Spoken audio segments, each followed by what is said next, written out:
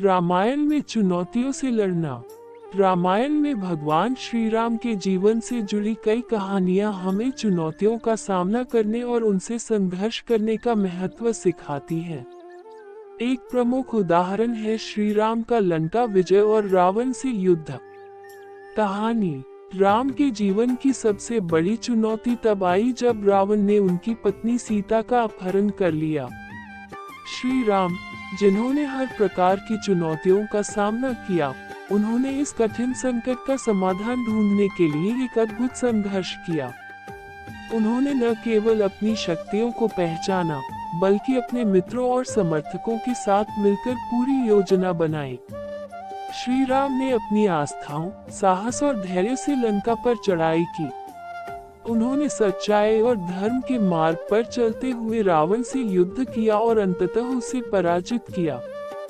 रामायण की यह घटना हमें ये सिखाती है कि जीवन में आने वाली कठिनाइयों और चुनौतियों का सामना करते समय हमें अपने विश्वास और साहस को बनाए रखना चाहिए। रामायण से सीख। 1. धैर्य और साहस। श्री राम ने कभी हार नहीं मानी, चाहे कितनी भी बड़ी चुनौतियां आईं। 2. सच्चाई और न्याय।